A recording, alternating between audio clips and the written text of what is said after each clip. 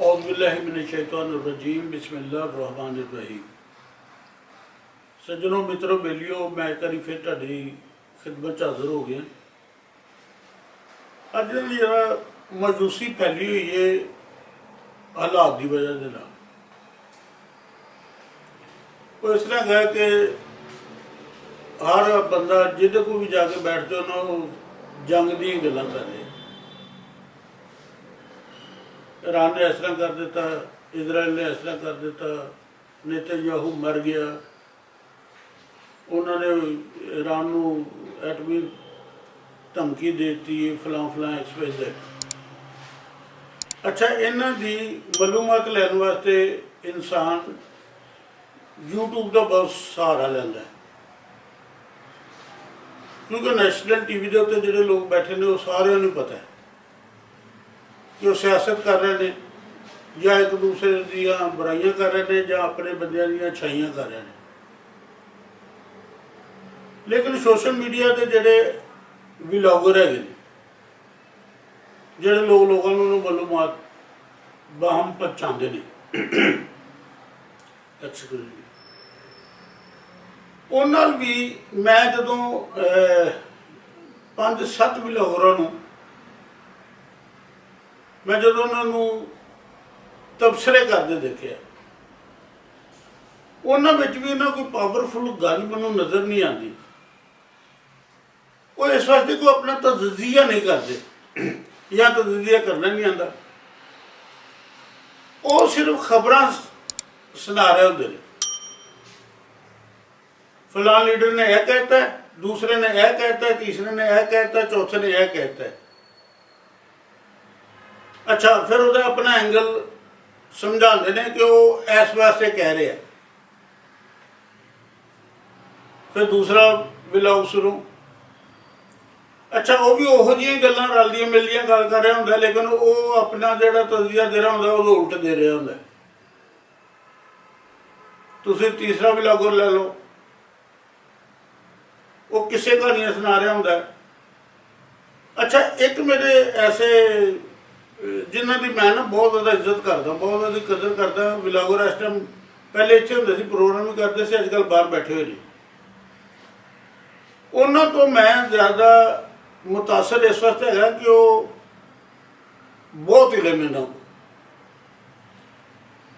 अच्छा, जो अपना तज़किया दे रहे होंगे ना, उदों अपने उस जहानत के हिसार चों बाहर नहीं आते और अपने गल की नफी कर रहे होंगे, फिर वो तरदीद कर रहे होंगे, फिर उसकी तस्दीक कर रहे होंगे। मैनू पता भी कोई नहीं है, मैं डेफिनेट नहीं कह सकता, लेकिन वो अगले लम्हे कहेंगे कि मैं कन्फर्म दस रहा है तुहानू कि इन्ने दिनों बाद इंज हो जाएगा। वो बंदा कन्फ्यूज हो जाता। इस तरह नैशनल TV पर बैठ के भी हूँ साढ़े मचोर, बहुत मचोर जर्नलिस्ट, पुराने कालमगार TV पर बह के तज़किया करते हैं। अच्छा, वो अपने को कोई तज़किया नहीं कर रहे, वो तज़किया की कर रहे हैं कि मेरी चिड़ी ने कह दिता, यानी उन्हें चिड़ी ने मैनू इंज दसिया, चिड़ी ने इंज दसिया। और चिड़ी कौन है?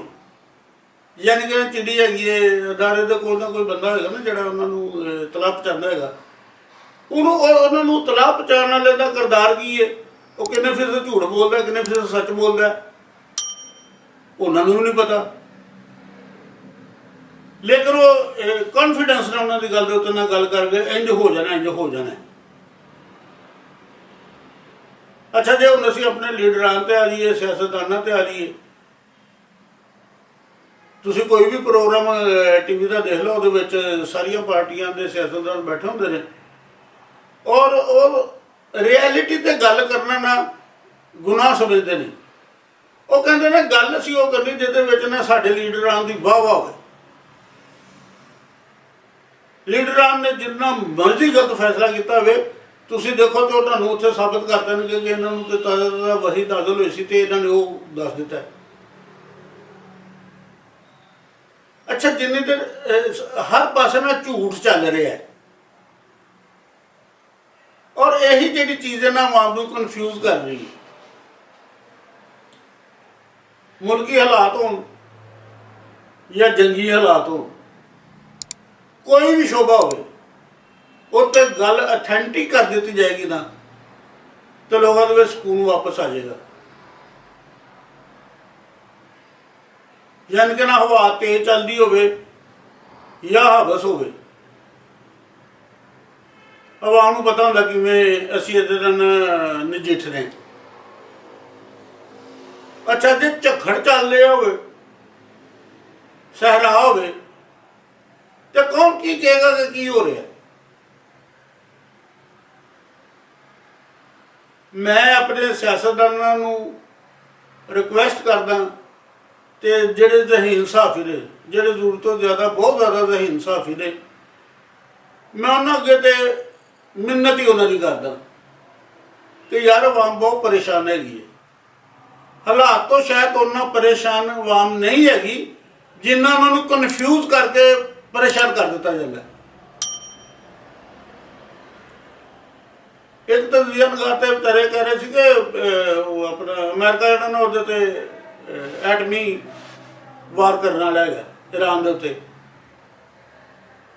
ਯਾਰ ਉਹਨੇ ਕੀਤਾ, ਕਰਨਾ, एडे कॉन्फिडेंस ना क्यों चरिया कह रहे हैं? अपने आप पे भी तरस खाओ। मैं एंकर दूंगा ना, सरकार अपने आप पे भी तरस खाओ और अवाम पे भी तरस खाओ। स्कूल ले लें दो अवाम में कुछ, सच बोलो, सच बोलो, सच बोलो। तुसी खुश रहो, आबाद रहो, सलामत रहो सारे लोग। अल्लाह हाफिज।